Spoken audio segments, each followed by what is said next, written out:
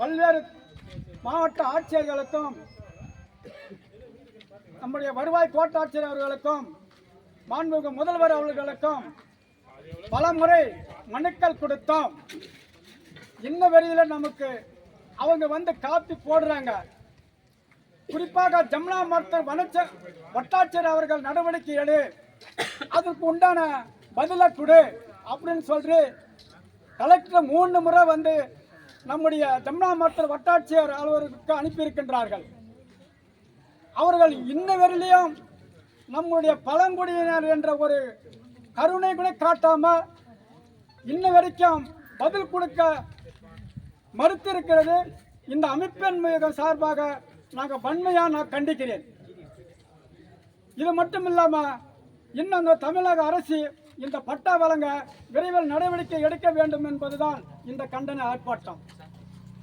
இப்பொழுது இது மட்டும் இல்லை, நாங்கள் லட்சக்கணக்கான மக்கள் டெல்லியில போராடின பிறகுதான் 10 வருஷம் போராட்டத்திற்கு பின்புதான் இன்றைக்கு பாரிஸ்ல 2600 மனுக்கள் கொடுத்ததில் 1600 பட்டாக்கள் கொடுக்கப்பட்டது.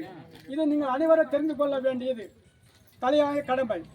அது மட்டும் இல்லாமல் இன்னும் 1000 மனுக்கள் சேட்டலைட்ல பார்த்தோம். சேட்டலைட்ல எங்களுக்கு காடா காமிக்கிறது என்று நிலுவையில் வைத்துக் கொண்டிருக்கின்றார்கள். அது தவறான சமாச்சாரம். அப்படி ஒரு சட்டத்திலே இடமே இல்லை.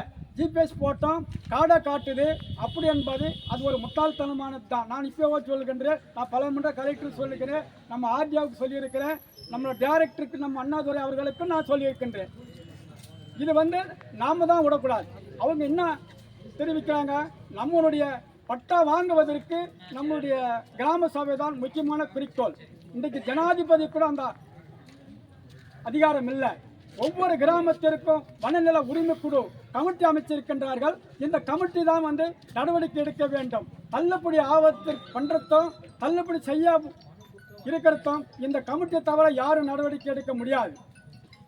ஒரு கலெக்டரோ ஒரு வட்டாட்சியரோ ஒரு தனி வட்டாட்சியரோ இப்போ அது மட்டும் ஆர்டிஓவோ தனிப்பட்ட முறையில் நம்முடைய மனுக்களை ரிஜெக்ட் பண்ணுறதுக்கு இந்த 2006 வன உரிமை சட்டத்தில் எக்காரணத்தில் கொண்டு அவங்களுக்கு தள்ளுபடி செய்ய முடியாது. அப்படி இருக்கும்போது ஒவ்வொரு கிராமத்தில் உள்ள வன நிலத்தில் இருக்கிறவங்க கூட அந்த கமிட்டி வனநில உரிமை குழு தலைவர் சரியான முறையில் இருந்தால் எந்த காரணத்துக்குள்ள தள்ளுபடி பண்ண முடியாது. நம்ம எல்லா அனைவரும் பட்டா விலையும் வாங்கிக்கலாம். அதே போன்று இந்த தடை தான் 25/7/89 அரசு புறம்போக்கு நிலத்திற்கு பட்டா வழ தமிழகத்தில் அனைத்து மலைப்பகுதி பிரதேசங்களில் உள்ள நிலங்களுக்கு புறம்போக்கு நிலங்களுக்கு பட்டா வழங்கக்கூடாது என்று அன்று வந்து ஒரு நீலகிரி மாவட்டத்தில் ஒரு பிரச்சனை ஏற்பட்டு அது வந்து லேண்ட் கமிஷனர் தான் இது வந்து சட்டசபையில் வந்து ஒரு அனைத்து சட்டமன்ற உறுப்பினர்களாக கூடி சட்டசபையில் தீர்மானம் போட்டு ஒரு சட்டமாக ஏற்றல. ஒரு சாதாரண ஒரு தடியை நீக்கிறதுக்கு இந்த அதிகாரிகள் இவ்வளவு பாலுமாறுகிறார்கள். அதனால தான் இந்த ஆர்ப்பாட்டம். இந்த தடை வந்து land commissioner revenue land commissioner தான் போட்டு இருக்கின்றார்கள் சேப்பாக்கத்தில் உள்ளவர். இந்த தடையை வந்து தமிழக அரசோ இன்னும் வரைக்கும் இதுக்கு முன்னாடி இருந்த பஞ்சாயத்து தலைவர்களோ ஒரு சேர்மேனோ ஒரு எம்எல்ஏவோ இது மூவ் பண்ணியிருந்தா இது ஏற்கனவே இதுக்கு பட்டா கிடைச்சிருக்கலாம்.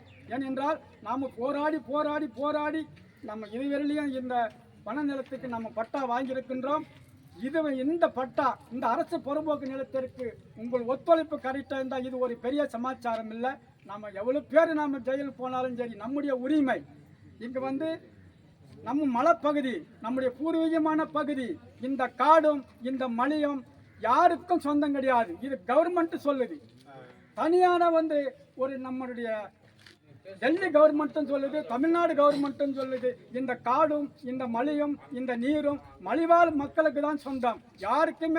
யாருக்குமே சொந்தம் கிடையாது. அப்புறம்தான் அவங்களுக்கு இது ஒரு ரேஞ்சர் வர சொல்லு. சாதாரண ஒரு ரேஞ்சர் வந்து ஒரு இதில் 6 மாதம் சம்பளம் இல்லாத வேலை வாங்க ஒரு சம்பளம் இல்லாத உத்தியோகம் பார்க்க சொல்லி பழங்குடி மக்களுக்காக முடியுமா? 2 மாதம் சம்பளத்தை கட் பண்ணால் வீட்டுக்கு ஓடுவாங்க. நாம தான் அந்த காட்டில் நாம தான் வாழ்கிறோம். நாம தான் அந்த காட்டில் இருக்கின்றோம். நம்மளால தான் காடு வளருது. இந்த காடு வந்து எங்கே அதிகமாக இருக்கின்றதுன்னா இந்தியாவுக்குள்ள எங்கெங்க பழங்குடி அதிகமாக இருக்கின்றார்களோ அங்குதான் வந்து காடு அதிகமாக இருக்கின்றது. மத்திய அரசாங்கம் ஒரு ஆய்விலே சொல்லுது, தெளிவாக சொல்லுது. மத்திய கவர்மெண்ட்டே சொல்லுது. என்ன வனத்துறையா சொல்லுது? கிடையாது. வனத்துறை எல்லாம் ஒரு சாதாரண ஒரு ஆள். வனத்துறை இப்போ வந்தது. எப்போ வந்தது? நம்ம நாடு சுதந்திரம் அடையாததற்கு பின்பு 1947க்கு பிறகு வந்தது இந்த வனத்துறை.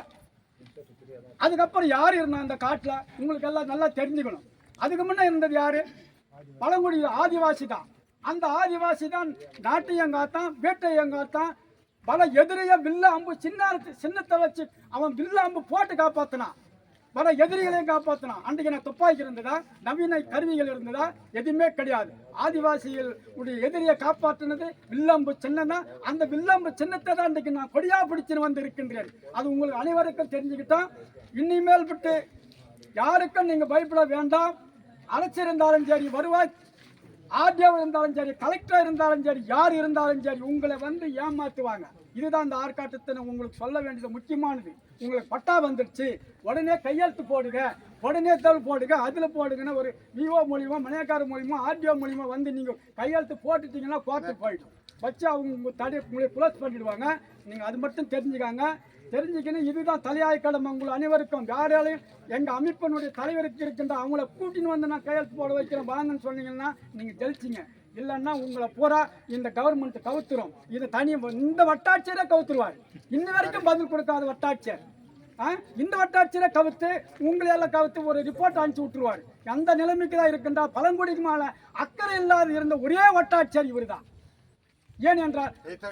ஏனென்றால் இந்த நம்முடைய பாஸ்கர் பாண்டியன் இப்போது நம் மாவட்ட ஆட்சியர் 2 முறை அனுப்பிச்சிருக்கின்றார். முருகேஷ் கலெக்டர் 2 முறை அனுப்பிச்சிருக்கின்றார். பதில் கொடுங்க. எனக்கு ஒரு பதில் வந்திருக்கின்றதா? ஏதோ உள்ளுக்குள்ளே வச்சு வேலை செய்யறாங்க.